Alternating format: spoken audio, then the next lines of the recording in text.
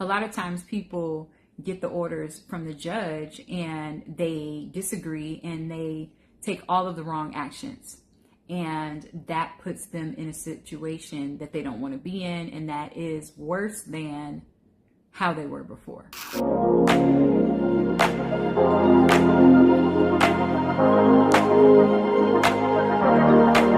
Today, we are diving into a tough but crucial topic. What to do if your kids have been taken from your custody. And when I say taken from your custody, I mean if the judge has made orders that you don't agree with, that the child should now go and live with the other parent, that parent is going to have primary custody, sole custody, whatever the case may be. Now, I know that this is a touchy and challenging situation, and it's easy to get off track and be frustrated and angered and all of these other different emotions that naturally come with the territory.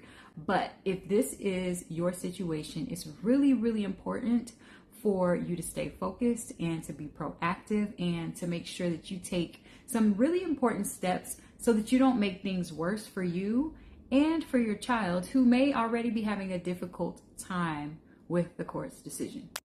So one of the most important things that you're going to need to do, and you're probably not going to want to hear this, is follow the court's orders until they're changed. And I know that this may feel unfair, it may feel wrong. However, disregarding the court's orders will only hurt your case. Compliance shows that you are taking the process seriously and that you're willing to cooperate. And really, it's not about agreeing with the court order. It's about showing that you are responsible and committed to your child's well-being. Because if you choose to engage in what we like to call self-help by deciding that you're not going to follow the order and you're going to violate the order, then that is showing the court that you are not respecting its decision and that you will not respect its decisions moving forward. And that creates an entire different layer of problems that you really just don't want to have. So until you can get back in front of the court, or until you can file an appeal or a motion for reconsideration or whatever other remedies are available in your state for you to challenge the court order, if that's the route that you're going to take, until you're able to do that and until the court changes the orders, you're going to need to follow the orders that were issued.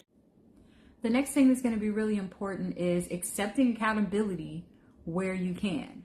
And I know that this may be difficult, especially if you feel like the court got it completely wrong, but for your sake and for your case's sake, you need to take a really hard look at the situation, right? And acknowledge any areas where you might have contributed to the problem and where you might have misstepped. What could you have done differently?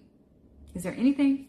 Whether that be cooperated in a different manner, communicated more efficiently, communicated or behaved more respectfully, handled your child differently. What are the things that you could have improved on?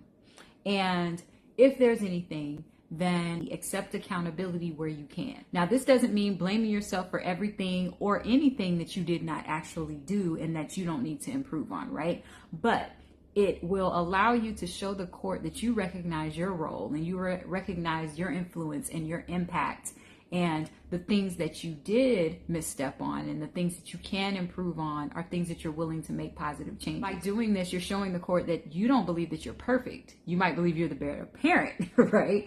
But you're not going to say, oh, well, I'm perfect, and they're not.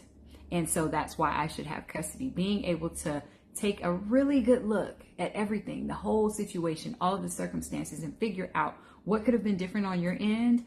And even what you could have shown the court the first go round about yourself, right? And about your relationship with your child and the things you're working on, and showing them that you're human and that you don't think you're perfect. What are those things and where can you accept accountability? Accountability can go a really, really long way in demonstrating maturity and responsibility. So it's definitely something to consider, even if you don't feel like it. Just consider it. I can promise you the judge is not going to be thrilled or interested in hearing you return to court and just say, I'm just here because you got it wrong.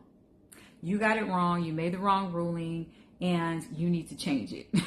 Because that's not how the court system works, unfortunately, right? You have to make sound arguments. You have to be able to articulate the things that are best for your kid and why what the court ruled is not the best decision. Not just pointing the finger and blaming, but showing the full totality of the circumstances and why things should be different. Next, get your safety net in place, especially in cases where there have been allegations made against you, whether those are, abuse allegations, neglect allegations, just allegations about you not being a good parent, allegations about you putting your child in, a situation where their mental health is at risk, whatever the different allegations are. It's really, really important to have your own safety net in place so that you can start to minimize the validity of these claims, right? And show that these are just allegations and they're not actually true. This means finding neutral third parties who can support you through this process.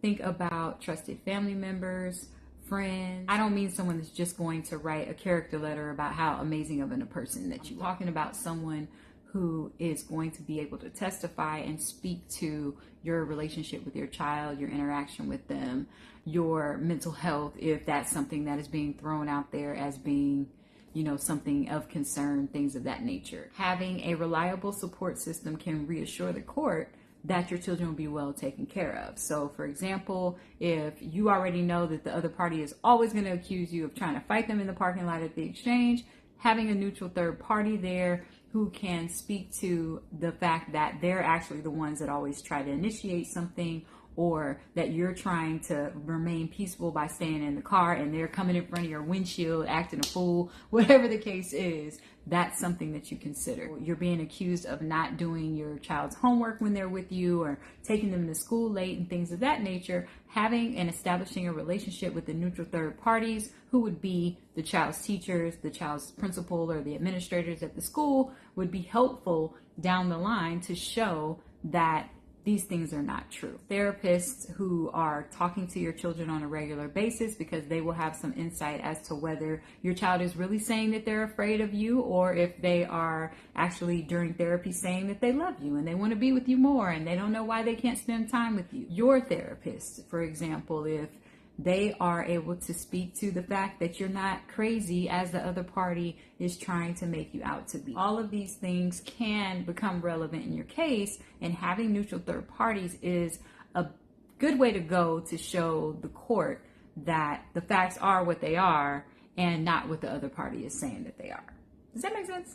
Next, you're probably not going to want to do this, but I'm going to tell you anyways, because it's oftentimes a secret sauce. Take developmental classes, enroll in parenting courses, counseling, anger management, whatever it is that you need to enroll in to show the court that you are committed to your personal growth and improving your parenting skills or your co-parenting skills. Do the most in this area, because one thing that it does is ensure that the lack of information, knowledge, or commitment on your part will not be a legitimate argument that can be used against you. Even if you don't need a parenting class, if you go and take a parenting class, it demonstrates your dedication to becoming the best parent. Even if you don't need to take a co-parenting class because you know it's the other party who's always tripping, but you go and take the co-parenting class anyways, it shows that you are committed to trying to make sure that at least on your end, you're good. At least on your end,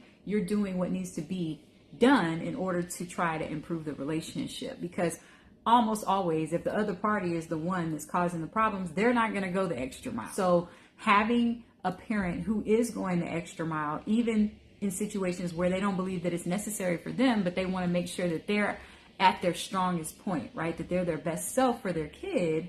That is something that the courts oftentimes look at and they applaud, because it's something that shows that you are really committed to this thing, which is really what's important, doing what's best for your child. And finally, before you go back in front of the court, you need to make sure that you prepare reasonable and realistic alternative orders for the court to consider. If the court just gave full custody to the other parent and you only get 2 weekends a month for, 1 day during each weekend, you have to be realistic about whether the court is actually going to reverse the schedule and say, oh, now you get custody. There have to be some pretty extreme circumstances, usually, for that type of thing to happen, right? And if that's not the case, if you don't have something drastic that's going to convince the judge that it was wrong, that it got the orders wrong, then you need to be realistic in your expectations, and you're going to need to want to inch your way to your ultimate goal. That is something that a lot of people miss in the family court system. This is not going to be an overnight fix all the time. It's not going to always be one shot that you have and it's automatically fixed. It doesn't really work like that. You want to make sure that you are being reasonable and realistic in the way that you present to the court. So for example, Your Honor, I understand you made the decision to give the other parent full custody and you only gave me 1 weekend. These are the reasons why I need more than 1 weekend, and it's best for our child to have more than 1 weekend with me. Or this is the reason why I should have Tuesdays and Thursdays, and this is how it would benefit my child. Or in the alternative, the court can consider X, Y, and Z. Or when school is not in session, maybe I can get more days. Have different alternatives that you're willing to present in case the court is not leaning in your favor and open to giving you exactly what you want. Give them something else to work with so that they don't have to figure it out. The least amount of work the judge has to do, the more likely they might actually listen and the more they might consider what it is that you're asking for. But if you go in there in an unreasonable position and you're saying, well, you just got it wrong and I just want custody, you're probably going to be walking out in the exact same position, if not worse, than you did when you first went in. So work with your lawyer or take some time on your own to draft different proposals that address the court's concerns while also meeting your needs and those of your children. Being proactive and presenting viable solutions shows the court that you're engaged in the process and you are willing to work towards a resolution rather than just trying to blame them for the fact that they got it wrong, which nobody wants to hear that they're wrong, right? So the ultimate goal is to get to your end result. It doesn't really matter how you have to get there. Being proactive and intentional in the steps that you take next could greatly impact the way that things go moving forward. That's all for now. Thank you for tuning in and watching. Don't forget to like, comment, and subscribe, and I will see you next time.